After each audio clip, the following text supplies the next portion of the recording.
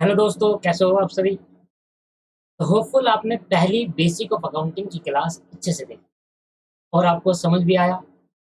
तो जिस हिसाब से मैं आपको पढ़ा रहा हूँ वो बहुत ही एक प्रोसेस से पढ़ा रहा हूँ, बहुत तरीके से पढ़ा रहा हूँ। ऐसे नहीं कि सीधे अकाउंट की डेफिनेशन करा दी, ऐसा नहीं सीधे ही अकाउंट का कैरेक्टरिस्टिक्स करा दिया, सीधे अकाउंट के एडवांटेज करा दिया। अकाउंट किसे कहते हैं, अकाउंट के एडवांटेज क्या होते हैं, फायदे क्या होते हैं, डिसएडवांटेज। मेरा कुछ तरीका अलग है सर पढ़ाने का। मेरा कुछ डिफरेंट वे ऑफ मेथड है टीच करने का अकाउंट्स को शुरुआत में। क्योंकि मैंने जब 11th क्लास स्टार्ट करी थी सर, तो मैंने देखा कि सर कैसे पढ़ाया जाए, किसी बच्चे को अकाउंट्स कैसे सिखाया जाए। तो 11th क्लास में हर कोई पहले चैप्टर से स्टार्ट करता था, पर मैं हमेशा दूसरे चैप्टर से स्टार्ट करता था, क्योंकि दूसरे चैप्टर समझाना पहले बहुत जरूरी है। तो भाई बातें खत्म करते हैं और स्टार्ट करते हैं आज की क्लास और आगे चीजों को बढ़ाते हैं।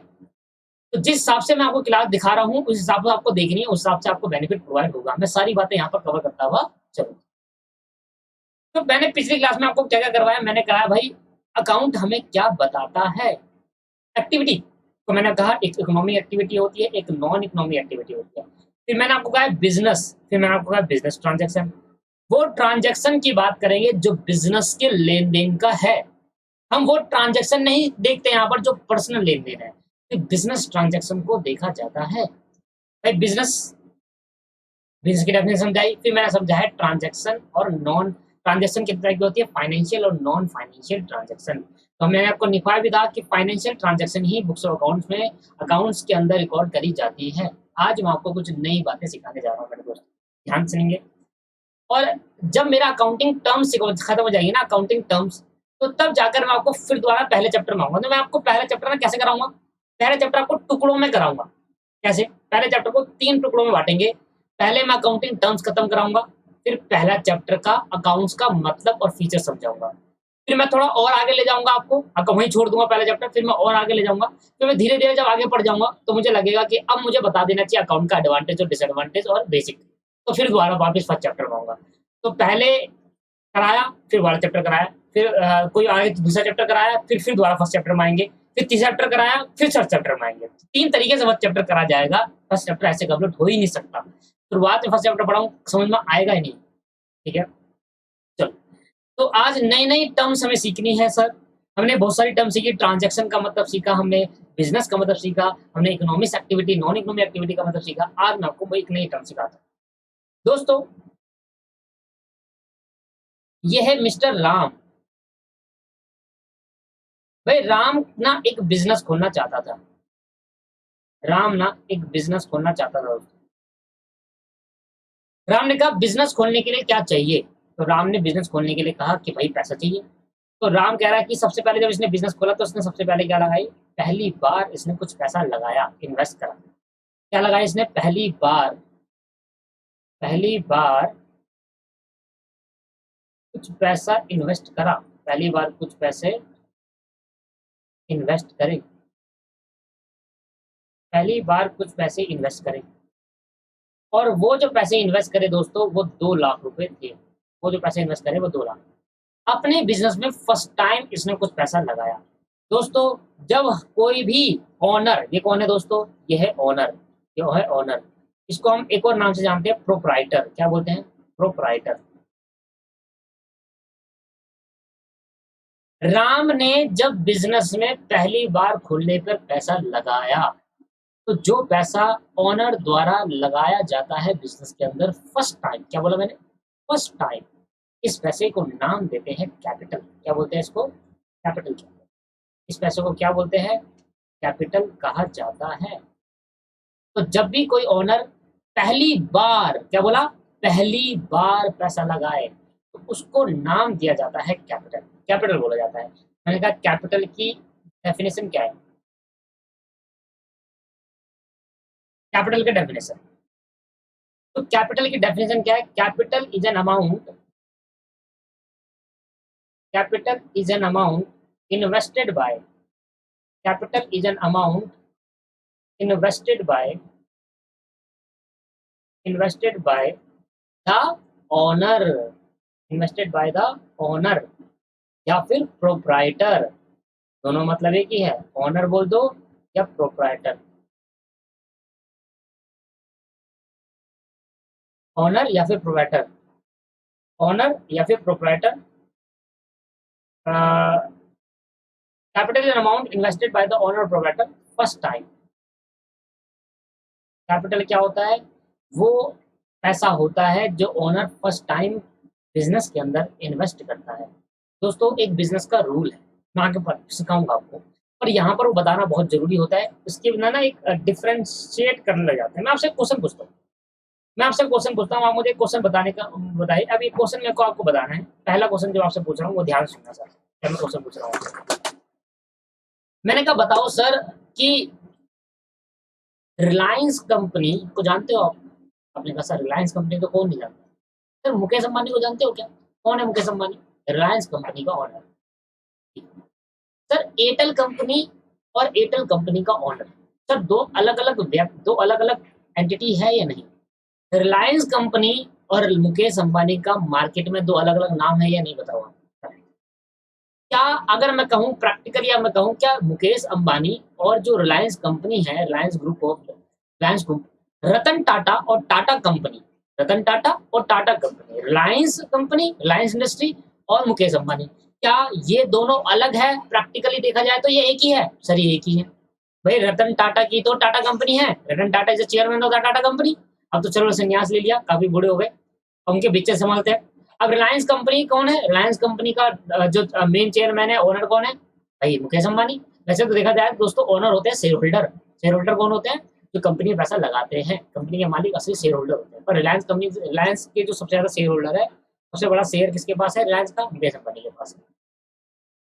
दोस्तों ओनर वो है। अब जरा ध्यान सुने। अब मुकेश अंबानी और रिलायंस कंपनी दोनों वैसे तो एक ही है, पर अकाउंटेंसी कहता है, अकाउंटेंसी का एक सिद्धांत है, प्रिंसिपल है, वो कहता है बिजनेस एंटिटी प्रिंसिपल। ये मैं आगे जाकर आपको पढ़ाऊंगा डिटेल में। ये प्रिंसिपल क्या कहता है सुनिए। ये सिद्धांत कहता है जब भी आप अकाउंट्स करोगे, अकाउंट्स बनाओगे, अब कहोगे सर अकाउंट्स क्या बनाए, क्या समझ नहीं आ रहा, बताएगा, अब समझो। जब भी आप अकाउंट्स बनाओगे तो ओनर और बिजनेस को दो अलग व्यक्ति मानना, दो अलग एंटिटी मानना, बोथ आर सेपरेट एंटिटी। अगर राम ने बिजनेस पे कुछ पैसा दिया तो बिजनेस पे कर्जा हो जाएगा उस चीज का। तो समझ नहीं आ रहा, समझ नहीं आ रहा, कोई बात नहीं, इग्नोर कर देते हैं यहाँ पर। मैंने बस सिंपल ये कहा, जब अकाउंट्स हम मेंटेन करेंगे ना, अकाउंट्स बनाएंगे दोस्तों, जब अकाउंट बनाएंगे आगे जाकर आप सीखोगे कैसे बनाते हैं। जब अकाउंट्स हम बनाएंगे तो बिजनेस और ओनर को अलग अलग माना जाएगा। बिजनेस एक अलग एंटिटी मानी जाएगी, अलग अलग व्यक्ति माना जाएगा। व्यक्ति इन द सेंस नहीं, वो अलग पर्सन ट्रीट करा जाएगा, ऐसा समझो।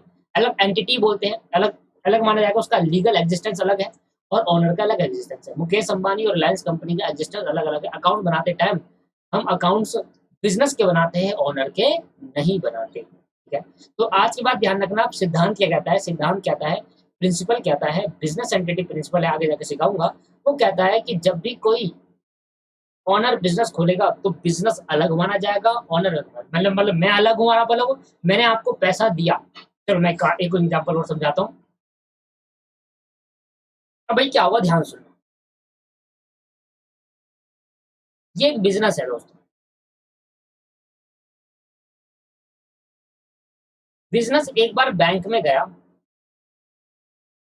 और बैंक भैया मुझे ना पैसे चाहिए और थोड़ा इन्वेस्ट करना अपने बिजनेस के अंदर। तो इसने क्या ले लिया, बैंक से लोन ले लिया। बैंक से क्या ले लिया दोस्तों, लोन। तो लोन ले लिया बैंक से। अब बैंक को इसने पैसा देना है या नहीं देना, बताओ। बैंक को, उसको बैंक ने पैसा लेना है किससे, बिजनेस से। लोन दिया, और ये लोन कितने का दिया? मैंने कहा भाई ये लोन है ना, ये लोन सर 10 लाख का लोन दे दिया। 10 लाख रुपए का लोन दिया है बैंक ने इसको। तो क्या अब इसके ऊपर कर्ज नहीं आ गया? इसके ऊपर कर्जा नहीं हो गया? इसके ऊपर क्या हो गया दोस्तों, कर्जा। मतलब इसके ऊपर क्या हो गया दोस्तों, कर्जा। कितने का कर्जा हुआ, 10 लाख। आपने सुना है ना कि कर्ज में डूब जाता है इंसान, वही है दोस्तों। बिजनेस ने बैंक से लोन लिया 10 लाख रुपए और कहा कि भाई लोन का जो पेमेंट है वो 10 साल बाद करूंगा, इंस्टॉलमेंट है, payment after 10 year, payment for the period of 10 year, payment for the period payment for the period of 10 year, payment for the period of 10 year. आप दोस्तों स्पीड से भी देख सकते हो अगर आपको बोरियत लग रही है तो। देखो मैं तो आराम से पढ़ाऊंगा, मैं तो ये समझ के पढ़ाऊंगा कि आपने कभी अकाउंट सीखी थी। अगर आपने अकाउंट सीख ली तो बिल्कुल आपने पहले अगर अकाउंट पढ़ी है तो नो इशू, आप स्पीड से देख सकते हो। ये स्पीड ऑप्शन इज अवेलेबल। तो भैया जब बिजनेस ने बैंक से लोन लिया तो बिजनेस के ऊपर हो गया कर्जा, तो ये कर्जे को अकाउंट्स के अंदर नाम दिया जाता है लाइबिलिटी। क्या नाम दिया जाता है दोस्तों? लाइबिलिटीज कहा जाता है। एक नया वर्ड सीखा हमने, आपको दो वर्ड सिखाया। एक सिखाया कैपिटल। जब पहली बार बिजनेस के अंदर, जब पहली बार बिजनेस के अंदर पैसा लगाएगा कौन? ओनर। तो ओनर जब पहली बार बिजनेस के अंदर पैसा लगाएगा तो वो कैपिटल मानी जाएगी। वो बोलेगा कि कैपिटल लगा दी। क्या लगा दी? कैपिटल लगा दी। तो मैंने कहा लायबिलिटी का मतलब भी समझ लेते हैं कि लायबिलिटी क्या होती है। लायबिलिटी वैसे मैं डिटेल में कराऊंगा, जब जैसे जैसे चैप्टर एंड आते चले जाएगा मैं डिटेल में करा दूंगा लायबिलिटी को। अभी मैं लायबिलिटी का सिंपल मतलब बता रहा हूँ, डिटेल नहीं बता रहा, टाइप्स ऑफ लायबिलिटी नहीं बता रहा, सिंपल मीनिंग बताऊँ।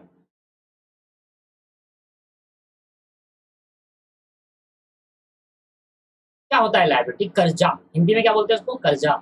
सिंपली मैं बता रहा हूँ लायबिलिटी। लायबिलिटी मीन्स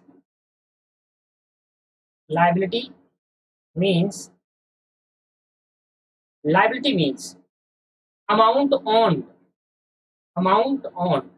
याद रखना OWED, ऑन का मतलब होता है पेबल। पेबल, पेड नहीं लिखा, दो वर्ड होते हैं, पेड और पेबल। पेड मतलब पे कर दिया, पेबल मतलब पे करना है। Payable by the business, by the business. Liability वो अमाउंट है जो बिजनेस ने पे करनी है मेरे दोस्तों।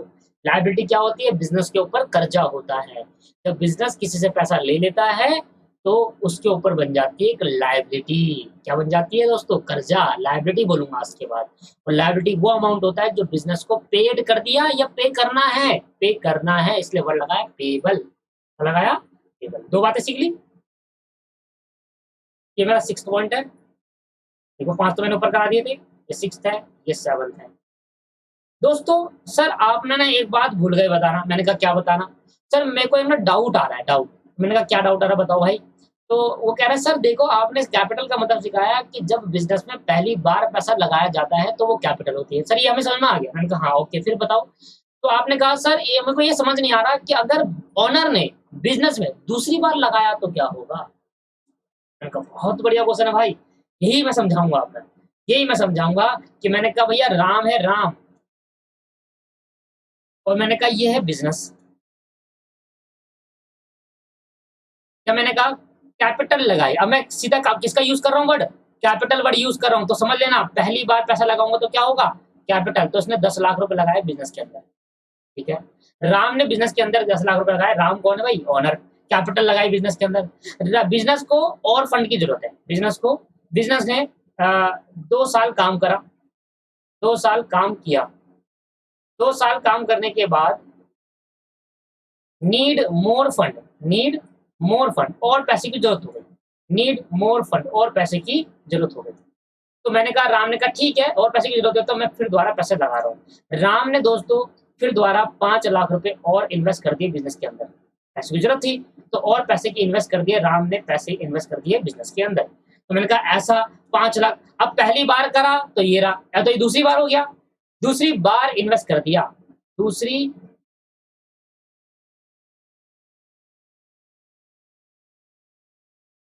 दूसरी बार पैसा इन्वेस्ट कर दिया, दूसरी बार इन्वेस्ट कर दिया, दूसरी बार इन्वेस्ट कर दिया। जब दोस्तों दूसरी बार पैसा इन्वेस्ट करा जाता है हम उसको नाम देते हैं एडिशनल कैपिटल। क्या बोलते हैं मेरे भाई? Additional capital. क्या बोलते हैं बहन? Additional capital. जब पहली बार पैसा लगाएंगे तो कैपिटल, जब दूसरी बार पैसा लगाएंगे तो एडिशनल कैपिटल, जब तीसरी बार पैसा लगाएंगे एडिशनल एडिशनल कैपिटल, जब चौथी बार पैसा लगाएंगे एडिशनल एडिशनल एडिशनल कैपिटल। एक पहली बार पैसे लगाएंगे तो कैपिटल, उसके बाद दूसरी तीसरी चौथी पांचवी छठी 1000 बार लगाओ उसके बाद तो एडिशनल कैपिटल ही मानी जाएगी। मतलब दो ही चीज होती है। पहली बार पैसा लगाना बिजनेस खोलते टाइम, जब बिजनेस नया नया ओपन करा था, जब पैसा लगाना तो कैपिटल होता है। आया समझ में या नहीं आया? हाँ जी सर, आ गया। तो अब मुझे याद आ गया, हम आप समझ जाओगे अच्छे से कि पहली बार कोई अनर अगर पैसा लगाएगा बिज़नेस खोलते टाइम पहली बार पैसा लगाते हैं तो कैपिटल, उसके बाद दूसरी, तीसरी, चौथी, पाँचवीं बार जब भी मर्ज़ी लगाओ एडिशनल कैपिटल। तो आज मैंने आपको क्या सिखाया दोस्तों? Additional capital. Additional capital.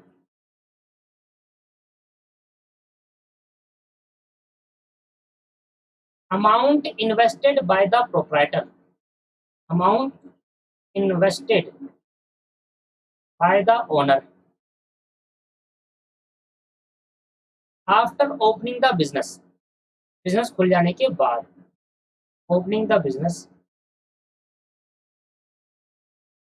खुल जाने के बाद, खोलते टाइम पैसा लगाओगे तो पहली बार लगाया तो कैपिटल, और खुल जाने के बाद जितनी बार मर्जी पैसा लगाओ, after opening the business it's called additional capital. उसको क्या नाम देते हैं? Additional capital. ठीक है मेरे भाई, ये मेरी बहन, समझ में आया आपको? ठीक। तो एडिशनल कैपिटल क्या होता है? वो अमाउंट जो इन्वेस्ट करा जाता है बिजनेस के अंदर, बिजनेस खोलने के बाद। जिस टाइम बिजनेस खोला जा रहा है, मैंने आज अपना बिजनेस खोलूंगा तो पैसा लगाऊंगा बिजनेस खोलने के लिए। बिजनेस खोलने के लिए जो पैसा लगा रहे हैं तो पहली बार लगा, और बिजनेस खुल गया, चल रहा है, उसके बाद जो पैसा लग रहा है वो एडिशनल कैपिटल। अब जब मर्जी लगाओ बिजनेस खोलने के बाद।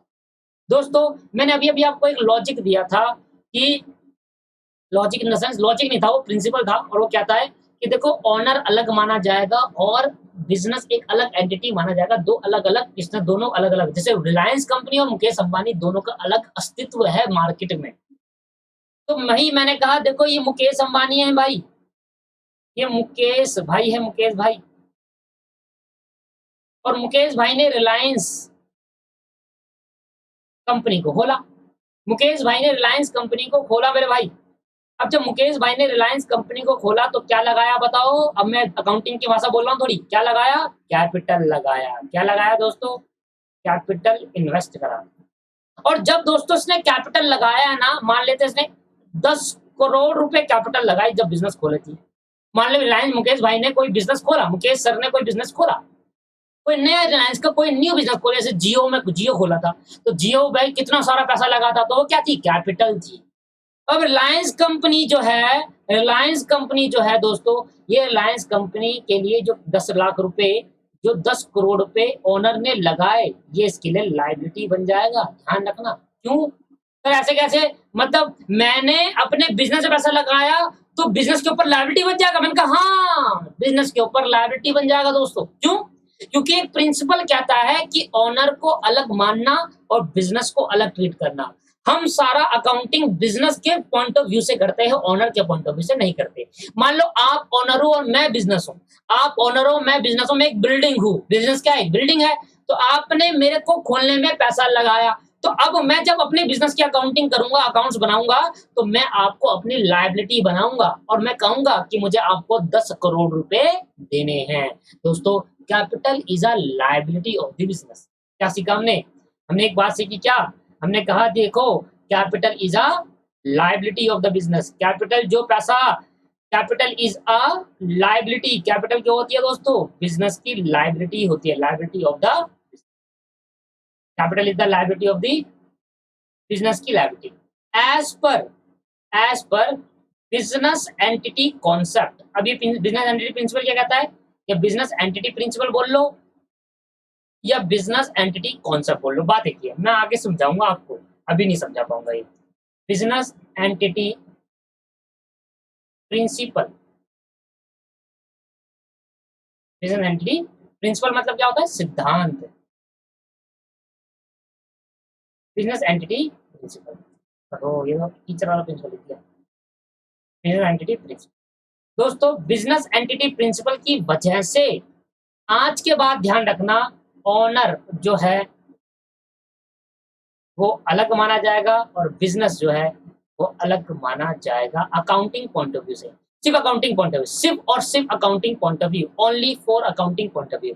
प्रैक्टिकली ऐसा अलग अलग थोड़ा है। प्रैक्टिकली मुकेश अंबानी की तो है रिलायंस कंपनी, सिर्फ अकाउंट्स करते टाइम इन दोनों को अलग मानना अकाउंटिंग पॉइंट ऑफ व्यू से। अकाउंटिंग पॉइंट ऑफ व्यू से ही अलग होगा, अदरवाइज नहीं होगा। अब मेरे को इसमें एक एग्जाम्पल से याद आ गया, मैं एग्जाम्पल सुनाता हूँ आपको। और वो एग्जाम्पल क्या है, ये मेरा एग्जाम्पल है, ठीक है भाई, ये एग्जाम्पल है।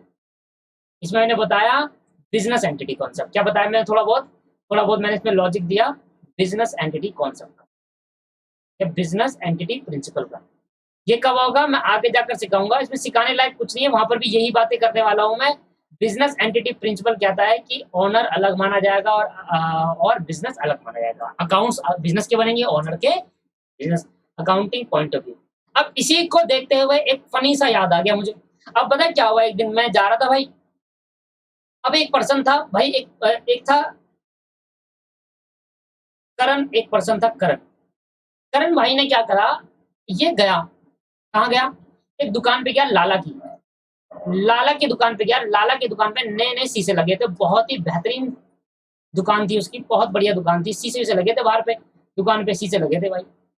करण आया भागता हुआ आया, इसने यहाँ से पत्थर उठाया, स्टोन पत्थर उठाया और पत्थर दे मारा शीशे के अंदर, और शीशा क्रैक, ग्लास क्रैक हो गया, टूट गया।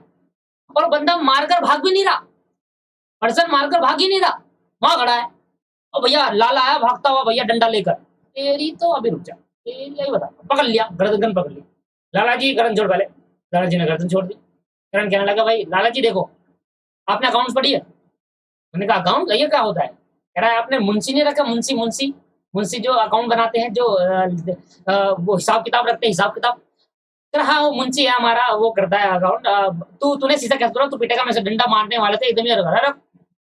लाला ji as per business entity concept, owner is distinct from is business, मतलब ऑनर अलग बिजनेस अलग माना जाएगा। बिजनेस एंटिटी कॉन्सेप्ट कहता है ऑनर अलग बिजनेस अलग माना जाएगा। कह रहा ये क्या सिखा रहा है मुझे भाई? वो कह रहा है भाई बिजनेस एंटिटी कॉन्सेप्ट के हिसाब से बिजनेस अलग है, ऑनर अलग है, आपकी दुकान अलग है और आप अलग हो, आप जो बिजनेस में पैसा लगाते हो वो अलग माना जाएगा।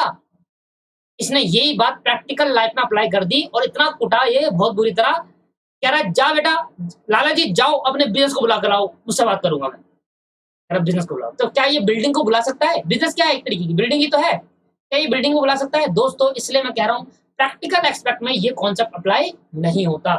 प्रैक्टिकल एक्सपेक्ट में, प्रैक्टिकली देखा जाए तो बिजनेस एंटिटी कॉन्सेप्ट फॉलो नहीं किया जाएगा, सर अकाउंटिंग में फॉलो करा जाएगा। अकाउंट्स बनाते टाइम, अगर आप अकाउंट्स नहीं बना रहे ना तो भूल जाओ फिर बिजनेस एंटिटी कॉन्सेप्ट को। अकाउंट्स बनाते टाइम जिंदगी भर याद रखना, पूरे अकाउंट, दुनिया का कोई सा भी अकाउंट हो, दुनिया का कोई सा भी अकाउंट हो सर, हर अकाउंटेंसी में बिजनेस एंटिटी प्रिंसिपल फॉलो करा जाता है। अकाउंट्स बनाते time business entity principle follow होता है और अकाउंट्स नहीं बनाते time business entity principle follow नहीं होता। Practically business entity follow principle नहीं होगा। बस अकाउंट्स करते टाइम ये बात ध्यान रखूंगा कि बिजनेस का ओनर अलग माना जाएगा और रिलायंस कंपनी अलग मानी जाएगी। अब जब ओनर रिलायंस कंपनी में पैसा लगाएगा तो रिलायंस कंपनी की बन जाएगी लायबिलिटी। आप ना भाई बैंक, आपने बैंक में जाकर ना कुछ पैसा डिपॉजिट कर दिया, आपने जब बैंक में कुछ पैसा डिपॉजिट करा तो बैंक वालों पे क्या जनरेट हो गई? लायबिलिटी। आ रहा समझ में? अब कर पा रहे हो, चीजों को समझ पा रहे हो? बिजनेस आप बैंक के पास गए तो बैंक ने आपको क्या बना लिया? अपनी लायबिलिटी बना ली, क्योंकि आपका पैसा बैंक पे कर्ज के तौर पे जमा है। अब है क्लियर है? तो मैंने आपको बहुत सारी बातें बताई, अभी भी 8वां 9 पॉइंट मैंने बिजनेस एंटिटी प्रिंसिपल भी आपसे डिस्कस कर लिया है, और जब मैं वहां पर हूँ तो उसके नोट्स भी दिखवा दूंगा। अभी तो नोट्स नहीं, अभी तो बस सिंपल समझा रहा हूँ। ये आपको याद नहीं करना, कैपिटल किसे कहते हैं, इनका डेफिनेशन याद नहीं करना, सिर्फ और सिर्फ आपको समझना है, क्योंकि अगर ये नहीं समझा तो पूरा अकाउंट्स चले जाएगा। अकाउंट्स तो बिल्कुल नहीं आने वाला जब तक ये टर्म्स नहीं आएंगे। अकाउंटिंग टर्म्स कहते हैं इनको, क्या कहते हैं? Accounting terms. बात समझ में आई?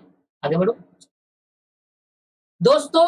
अभी अभी राम ने बिजनेस, अब मैंने थोड़ा अकाउंटिंग, अब मैं हर एक एग्जांपल में ऊपर की बातें कवर करता हुआ चलूंगा, ठीक है? तो इससे क्या होगा, बातें कवर होगी। रमेश एक पर्सन था और रमेश ने बिजनेस खोला। तो बताओ जब रमेश बिजनेस खोलेगा मेरे भाई, तो इसने क्या लगाई होगी? कैपिटल। अब आ रहा आपको समझ में? बिल्कुल बिल्कुल, कैपिटल लगाई। मैंने कहा ना मेरा पढ़ाने का तरीका ही अलग है दोस्तों, मेरे पढ़ाने का तरीका ही डिफरेंट है। कैपिटल लगाई। मैंने कहा रमेश ने जब पहली बार बिजनेस खोला तो उसने 5 लाख रुपए लगाए, और ये 5 लाख रुपए बिजनेस के लिए क्या बन गए? लायबिलिटी बन गई। क्या बन गई दोस्तों? लायबिलिटी बन गई। लायबिलिटी हो गई 5 लाख की। कैसे? क्योंकि अब बिज़नेस अलग माना जाएगा, ओनर अलग माना जाएगा, इसलिए बिज़नेस ने ओनर को 5 लाख देने हैं वापसी। दोस्तों, अब मैं बात करूँगा, अभी तक मैंने बिज़नेस तक की बात करी, तो मैंने कहा अब बिज़नेस कौन-सा करा इसने? इसने दोस्तों फर्नीचर का बिज़नेस करा। कौन-सा बिज़नेस करा? फर्नीचर का। फर्नीचर इसने खोला और फर्नीचर खोलने पे इसने रखा भाई टेबल रखे, सोफ़ा, बेड, अलमीरा, ठीक है? एक्सेट्रा। फर्नीचर से रिलेटेड जितनी भी चीज़ें सारी इसने बिज़नेस के अंदर रखी। अब मैं आपसे कहना चाहता हूँ दोस्तों, रामेश रमेश बिज़नेस कर रहा है। मैं इसलिए बिज़नेस की डेफिनेशन पहले बता दूँ क्योंकि हर केस के अंदर मुझे बिज़नेस वर्ड यूज़ करना है। रमेश बिज़नेस कर रहा है, तो रमेश बिज़नेस कैसे करेगा? किसके लिए कर रहेगा बिज़नेस? प्रॉफ़िट कमाने के लिए, to earn profit, to earn profit. अब प्रॉफ़िट कमाएगा कैसे मुझे ये बता दो सर, प्रॉफ़िट कैसे कमाएगा? सर बिल्कुल सिंपल सी बात है। रमेश टेबल, सोफ़ा, बेड, अलमीरा और ड्रेसिंग टेबल वगैरह ये सब मैन्युफैक्चरिंग करेगा, करेगा नहीं करेगा? ये सब क्या करेगा सर? मैन्युफैक्चरिंग करेगा। मैन्युफैक्चरिंग करेगा और मैन्युफैक्चरिंग कर कर बनाएगा और बनाने के बाद इसको बेच देगा प्रॉफ़िट में। सेल ऑन प्रॉफ़िट, सेल कर देगा on profit, sell with profit, sell with profit, sell कर देगा प्रॉफ़िट के साथ। दोस्तों इसने क्या बेचा? दोस्तों इसका बिज़नेस किस चीज़ का है? फर्नीचर का है। क्या सामान बेचता है? रेगुलर सामान क्या बेचता है दोस्तों? टेबल, सोफ़ा, बेड, अलमारी ये सब बेचता है, अलमारी सब बेचता है ना? तो दोस्तों ये सब क्या होंगे? मैंने कहा सर जो टेबल, सोफ़ा, बेड, अलमारी जिस चीज़ का ये बिज़नेस कर रहा है, इसको हम नाम देते हैं गुड्स। अरे गुड्स बोला है, गुड नहीं बोला, गुड्स बोला है, गुड्स। गुड्स की डेफिनिशन क्या है? मैं सिंपल हिंदी में लिखूँगा आपको। 10वां पॉइंट और मैंने कहा समझाया आपको गुड्स। जिस चीज का हम बिजनेस कर रहे हैं वो हमारे लिए गुड्स है। जिस चीज को बेचकर हम प्रॉफिट अर्न करेंगे वो हमारे लिए गुड्स है। मैंने कहा जिस चीज का जिस चीज का हम बिजनेस कर रहे हैं, जिस चीज का हम बिजनेस कर रहे हैं या जिसको बेचकर जिसको जिस चीज को बेचकर जिस चीज को सेल कर कर करके प्रॉफिट कमा रहे हैं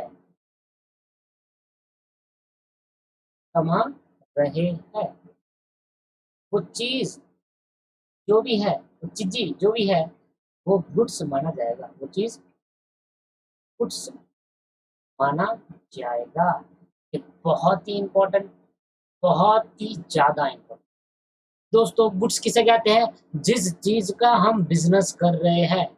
मान लो मेरी मोबाइल की शॉप है, मेरी मोबाइल की शॉप है और मैं मोबाइल बेचता हूँ, तो मोबाइल मेरे लिए गुड्स माना जाएगा।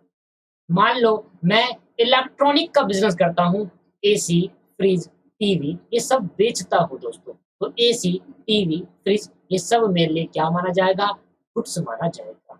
मान लो मेरी गारमेंट की शॉप है, कपड़े बेचने का बिजनेस करता हूँ, तो जो कपड़े हैं वो मेरे लिए क्या माना जाएगा? गुड्स माना जाएगा। सिंपल। तो जिस चीज का हम बिजनेस कर रहे हैं वो हमारे लिए गुड्स माना जाता है। आई बात समझ में? अगर मैं आगे बात करूँ तो एक बात और सिखानी है मुझे, बस आज की क्लास की लास्ट बात है वो, उसके बाद आज की क्लास को खत्म करेंगे। मैंने कहा ना शुरुआती क्लास में हमेशा धीरे-धीरे करके पढ़ाऊँगा। जैसे-जैसे आपका लेवल, जैसे-जैसे आपका माइंड अकाउंटिंग में फिट होता चले जाएगा, मैं आपकी क्लास का बर्डन भी बढ़ाता चले जाऊँगा। ठीक है? एक तरीका है सर पढ़ाने का। चलो ध्यान सुनो। सर मान लो मेरी गारमेंट शॉप थी और गारमेंट शॉप है तो मेरी क्या है? गारमेंट शॉप है और गारमेंट शॉप है तो मेरी क्या है? मैं यहाँ पर क्या करता हूँ? मैं यहाँ पर shirt, tops top, jeans, children clothes ये सब सेल करता हूँ। तो मैंने कहा क्या करता हूँ, सेल करता हूँ। तो बताओ ये मेरे लिए क्या है? ये मेरे लिए क्या माने जाएँगे सारे के सारे? ये मेरे लिए गुड्स माने जाएँगे। अब भाई ये मिस्टर ए थे जिनकी गारमेंट की शॉप थी। मिस्टर ए थे जिनकी गारमेंट की शॉप थी। अब गारमेंट की शॉप थी तो ये क्या बेचते थे? ये बेचते थे शर्ट, जीन्स, चिल्ड्रन क्लॉथ अगल-बगल सब बेचते थे। मतलब ये सेल करता है, क्या करता है? गारमेंट शॉप में क्या करता है मिस्टर ए? सेल करते हैं। ये चीज़ का सेल करते हैं। ठीक है भाई? अब मैंने कहा गारमेंट शॉप पे जो इनकी वो दुकान थी ना, देख जो शॉप थी ना, उस शॉप के अंदर सर, उस शॉप के अंदर एसी लगा हुआ था। एसी लगा था। ठीक है? उस शॉप के अंदर जब लोग आएँगे, कस्टमर आएँगे तो कस्टमर को दिखाने के लिए टेबल भी थी। एसी लगेगा, मेंटेनेंस उसमें लाइटिंग भी अच्छी करी हुई थी, लाइटिंग भी अच्छी करी हुई थी, जिनकी वजह से बिज़नेस में सामान बिक रहा था। सुनो मैंने क्या बोला? मैंने कहा एसी लगाना था क्योंकि कस्टमर आया गर्मी में अच्छा नहीं लगेगा तो आना पसंद नहीं करेगा तो एसी लगाया। टेबल रखी जिसमें मैं कपड़े दिखाऊँगा, मैं नहीं मिस्टर ए और लाइटिंग करी जिससे लाइटिंग होना बहुत ज़्यादा ज़रूरी है। और भी बहुत कुछ रखा इन्होंने। टेबल जो मेन था मैंने बता दिया, एसी मेन था, मेनली टेबल था और लाइटिंग थी। तो काफ़ी एसी नहीं होता बट टेबल लाइटिंग तो होती है जिसमें आपने कपड़े लेने गए हो तो सामने देखा होगा टेबल होगी, लाइटिंग होगी, तो वो सब तो होगा आपके पास, फर्नीचर्स होंगे सारे के सारे उसके पास जो रिलेटेड है। दोस्तों बताओ अगर ये ना हो, एसी ना हो, चलो एसी ना हो तो चलेगा, टेबल ना हो, लाइटिंग ना हो, अंधेरे में ना बिल्कुल ना है, बस फेंक दिया ऐसे ही, तो क्या बिज़नेस चलने लग जाएगा? क्या मेरे गुड्स बिक जाएँगे? नहीं। दोस्तों ये सब क्या कर रहे हैं? गुड्स को बेचने में हेल्प कर रहे हैं। हेल्प कर रहे हैं सेल करने में, हेल्प कर रहे हैं सेल करने में। और जो गुड्स को बेचने में मदद करता है दोस्तों, उसको हम नाम देते हैं एसेट्स। क्या बोलते हैं? एसेट। इनको बेचा नहीं जाता। जो मेरे बिज़नेस में एसी लगा है, मैं वो खुद कंज़्यूम कर रहा हूँ, नहीं कर रहा? क्या मैं उसको बेच दूँ? नहीं। पर अगर एसी बेचने का बिज़नेस होता तो एसी मेरे लिए गुड्स होता। पर यहाँ पर बिज़नेस किस चीज़ का है? बिज़नेस यहाँ पर किस चीज़ का है? गारमेंट्स का है। तो एसी मेरे लिए गुड्स नहीं, एसी मेरे लिए एसेट्स मानी जाएगी। एसी मेरे लिए क्या है? एसेट्स मानी जाएगी क्योंकि बिज़नेस तो गारमेंट का है। अगर मेरा बिज़नेस एसी बेचने का होता तो एसी मेरे लिए गुड्स होता। पर वो एसी जो खुद के कंजम्पशन के लिए है, क्या पता एसी बेचने का बिज़नेस हो पर एक एसी खुद की कंजम्पशन के लिए भी लगा रखा हो उसने दुकान पर, तो वो एसी जो दुकान पे लगाया वो एसेट और वो एसी जिसका बेचने का बिज़नेस कर रहा है वो गुड्स। इसकी गारमेंट की शॉप है तो गारमेंट की शॉप में कपड़े इसके लिए गुड्स है, एसी इसके लिए गुड्स नहीं है, एसेट मानी जाएगी। एसी इसके लिए एसेट मानी जाएगी, टेबल इसके लिए क्या माना जाएगा? एसेट मानी जाएगी। टेबल क्या माना जाएगा दोस्तों? एसेट मानी जाएगी। और लाइटिंग क्या मानी जाएगी? एसेट मानी जाएगी क्योंकि इनका यूज़ कर इनकी मदद से गुड्स को बेच रहा है। दोस्तों समझ में आया? एक मैन्युफैक्चरिंग कंपनी है जो कि शर्ट बनाकर बेचती है। क्या बोला मैंने? एक मैन्युफैक्चरिंग कंपनी है जो कि जूते बनाकर बेचते है। चलो, जूते बना अब जूते बनाने के लिए चाहिए मशीनें। जूते बनाने के लिए क्या चाहिए दोस्तों? मशीन चाहिए। तो मैंने कहा एक कंपनी है, एक बिज़नेस है, एग्ज़ाम्पल मेरा दूसरा दे रहा हूँ, एग्ज़ाम्पल दूसरा है। एक बिज़नेस है जिसका मेन काम क्या है? मेन वर्क है मैन्युफैक्चरिंग करके। मेन वर्क क्या है? मैन्युफैक्चरिंग करके manufacturing of shirt, manufacturing of clothes. Clothes को बनाता है और उसको बेचता है। अब क्लॉथ बनाने के लिए मुझे चाहिए मशीन, मैन्युफैक्चरिंग करने के लिए क्या चाहिए जो तो मशीन चाहिए। मशीन चाहिए, मुझे लाइटिंग चाहिए, मुझे जनरेटर चाहिए, लाइट भाग जाएगी तो जनरेटर चाहिए। क्या-क्या चाहिए? ये सब चाहिए तभी तो होगा। तो ये सब मेरे लिए क्या है? मतलब क्लॉथ जो बन जाएँगे, क्लॉथ्स तो मेरे लिए हो गए गुड्स। और सर मशीन और लाइटिंग मेरे लिए हो गई एसेट्स। क्या हो गए दोस्तों ये? एसेट्स हो गए।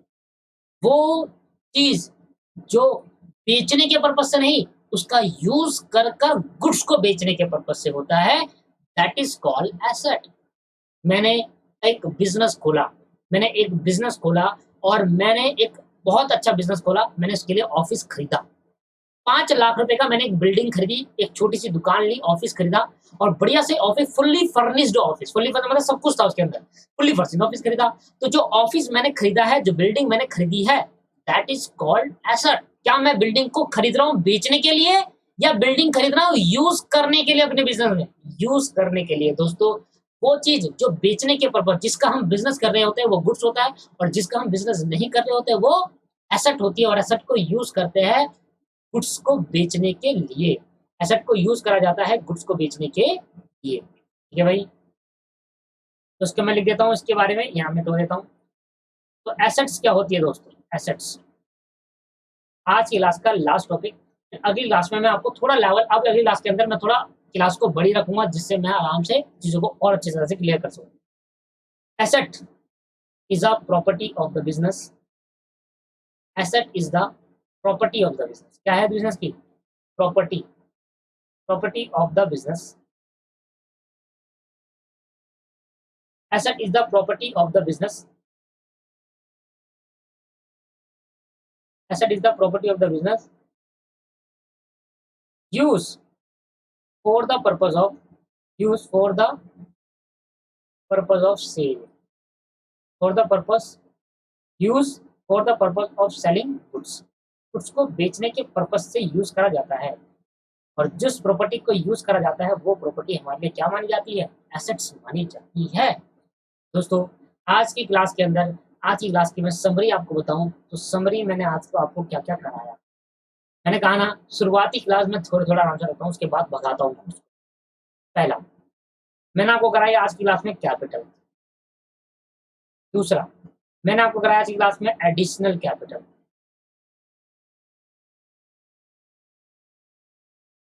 तीसरा मैंने आपको कराया आज की क्लास में लायबिलिटी। फोर्थ मैंने आपको कराया आज की क्लास में गुड्स।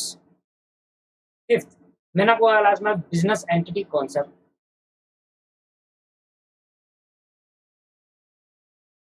Concept principle. और सिक्स्थ मैंने आपको आज की क्लास में कराया asset। क्यों मैं ऐसा कराऊंगा कम कम? मैं दोबारा लायबिलिटी पढ़ाऊंगा आपको, मैं दोबारा एसेट पढ़ाऊंगा आपको, फिर डिटेल में कराऊंगा। अभी तो मैंने एसेट और लायबिलिटी एक छोटा हिंट दिया है बस क्या होती है, क्योंकि मैं आगे की बातें आपको समझा सकूं। मैं दोबारा इस चैप्टर को पढ़ाता हूँ और 2 चैप्टर ये जो अकाउंटिंग टर्म है उसको डिटेल में कराता हूँ फिर। तो ऐसे ऐसा बेस क्लियर नहीं होता। बेस क्लियर करने के लिए मेहनत करनी पड़ती है, और मेहनत करने के लिए हमें बार-बार पढ़ना पड़ता है चीज़ों को। इनकी जितनी भी डेफिनेशन आपको याद नहीं करनी, इनको समझना है बस। क्या है? समझना है और कुछ नहीं करना है। ठीक है? एसेट्स को मैं डिटेल में कराऊँगा आगे जाकर, लायबिलिटी को भी डिटेल में कराऊँगा आगे जाकर, पर उससे पहले बेसिक पॉइंट ले लेता हूँ। ठीक है मेरे भाई? चलो, आज की क्लास को यहीं समाप्त करते हैं। अब नेक्स्ट क्लास में आगे की बातें कंटिन्यू करेंगे। Thank you very much.